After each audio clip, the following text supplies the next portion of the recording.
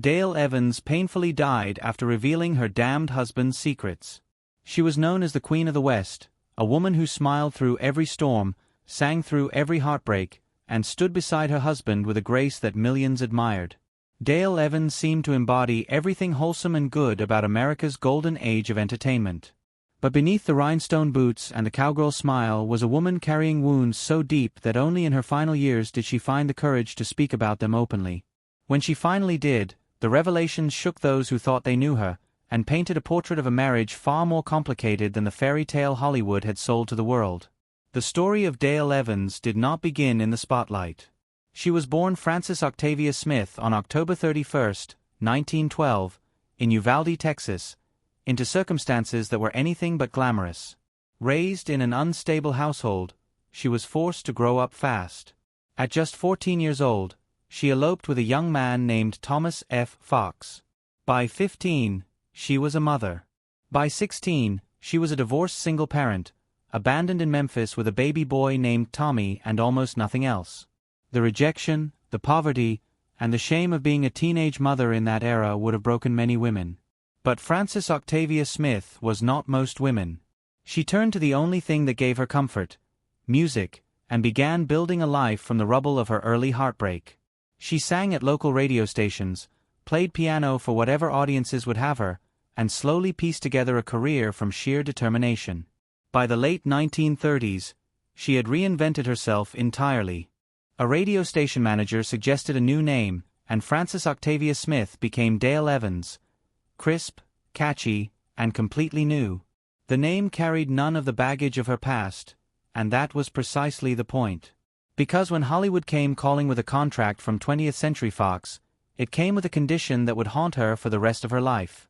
Studio executives told her in no uncertain terms that the public could not know she was a mother. The solution they demanded was cruel in its simplicity. She was to present her son Tommy not as her child, but as her younger brother. 4 years, Dale lived inside that lie. She smiled for cameras, gave interviews about her wholesome values, and quietly denied her own son his rightful place in her story. The deception ate at her from the inside. In her later years, she would describe that period as one of the most painful of her life, not because of poverty or rejection, but because she had been forced to betray her own flesh and blood for the sake of an industry that valued image over truth. It was a wound that never fully healed, a defining regret she carried into old age. Her personal life in those years was equally turbulent. Before finding lasting love, Dale endured 3 failed marriages. After Tommy's father abandoned her, she married August Wayne Johns in 1929, a union that collapsed by 1935. She then married pianist Robert Dale Butts in 1937, hoping that a shared love of music might sustain a relationship. It did not. That marriage ended in 1946, leaving her once again starting over. 3 divorces, a son she could not publicly claim, and a Hollywood career built on a foundation of carefully constructed half-truths. This was the reality behind the glamorous Western star that audiences were falling in love with. Then came Roy Rogers. When Dale was cast alongside Roy in the 1944 film The Cowboy and the Senorita, the chemistry between them was undeniable. Roy was already the king of the cowboys, a beloved Western hero with a devoted following. At the time, both were still married to other people, and neither could have predicted what was coming. But fate has a way of rewriting plans. In 1946, Roy's wife Arlene died tragically shortly after giving birth to their son, Roy Jr., known as Dusty. Roy was left devastated, a grieving widower with 3 young children and no one to hold the pieces together.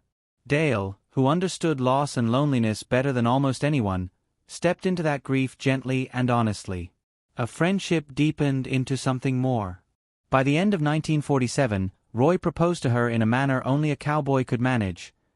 Seated on his famous horse Trigger, moments before riding into a rodeo arena in Chicago. They married on December 31, 1947, at the Flying L Ranch in Oklahoma. It was Dale's 4th marriage and Roy's 3rd. But this time, something was different. This time, it lasted. Together they became Hollywood royalty, the king of the cowboys and the queen of the West, a partnership that defined a generation of American entertainment.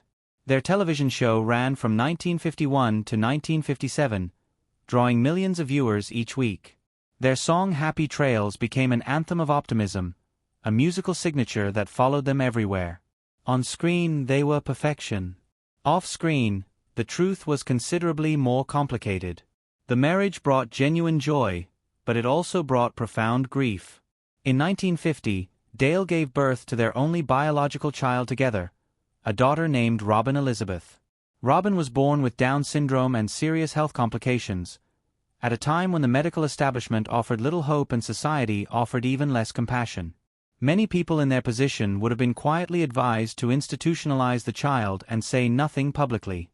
Dale and Roy refused. They loved Robin openly and completely, and when she died just before her second birthday in 1952, Dale refused to grieve in silence either. She sat down and wrote Angel Unaware, a deeply personal book that told Robin's story from heaven's perspective. The book was raw, honest, and revolutionary. It helped shift public conversations about disability and parental love in ways that rippled across the country for decades. Families who had been suffering alone suddenly felt seen. Organizations began to change their approach to children with special needs. In Oklahoma, a center for mentally challenged children was renamed in Dale's honor. But writing that book did not end Dale's grief. It transformed it into purpose, but the sorrow remained. And there was more sorrow to come. In 1964, their adopted daughter Debbie was killed in a church bus accident at the age of 12. The loss was sudden, savage, and nearly unbearable. Dale later admitted that Debbie's death reopened every wound she had ever carried: Robin's death, her early failures, the loneliness she felt within her marriage. She described a helpless guilt that consumed her in the aftermath, a relentless questioning of whether she could have done something differently. Roy and Dale eventually left their Chatsworth ranch, unable to bear the memories that lingered there, and relocated to Apple Valley, California. The move helped, but the shadows followed. It was in this period that the cracks in their marriage became more visible to Dale, even if they remained invisible to the public. Roy Rogers, beloved by millions as a gentle moral cowboy hero, was in private a strict and often distant man. He was a disciplinarian with the children in ways that sometimes troubled Dale deeply. He spent long stretches away from home filming, touring, and making personal appearances, leaving Dale to manage the household and the children largely on her own. She described periods of profound loneliness, not the loneliness of a woman without company, but the loneliness of a woman who felt unseen even within her own marriage. The applause of millions could not fill that particular emptiness. The faith she spoke about so publicly was also something she wrestled with privately, questioning God during the darkest moments in ways she rarely admitted to audiences until much later. And then there was the matter of Tommy. Even after their marriage, even after the studios no longer had a hold over her, the years of denying her son left a mark that did not fade. Dale eventually acknowledged Tommy publicly and openly, but the damage done by years of erasure had already shaped their relationship in ways she regretted deeply. She carried the guilt of that deception into old age, confessing in interviews and in her books that it was the choice she regretted most, not a choice she had freely made, but one that had been forced upon her by an industry that treated women as products to be managed rather than human beings to be respected. As the decades passed and their fame settled into beloved nostalgia, Dale became increasingly frank about the realities of her life. She wrote more than 24 books over the course of her career, many of them exploring faith, grief, and the complicated terrain of a life lived in the public eye while carrying private pain. She gave interviews that surprised people who expected the cheerful cowgirl of their childhood memories.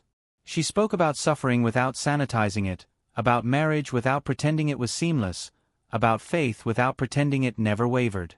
Her daughter Dodie later reflected that her mother had an unshakable belief in the value of honesty, that she thought a person was only truly known when both the good and the bad were visible.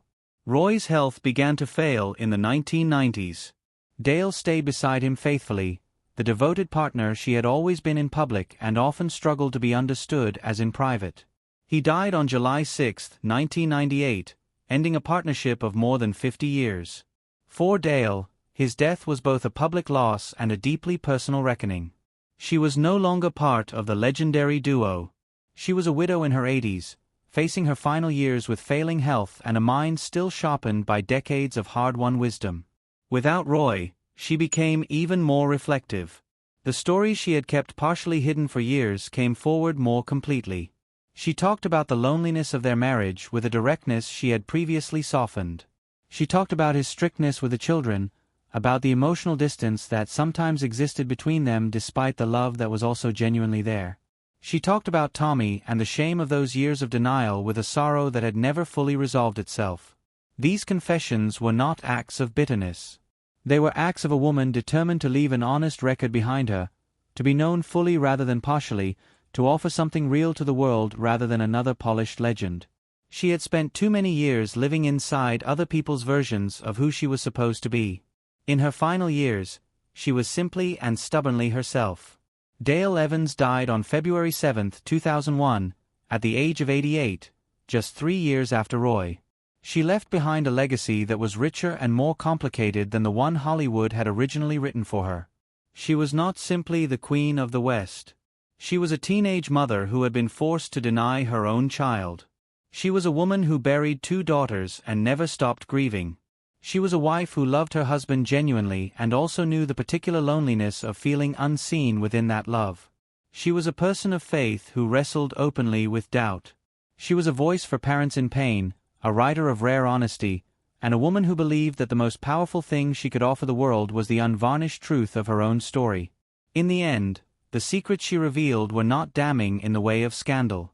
They were damning in a quieter, more lasting way, revealing the costs paid by women who were required to be perfect, the wounds left by institutions that valued image over humanity, and the price of spending a lifetime carrying truths you are not allowed to speak.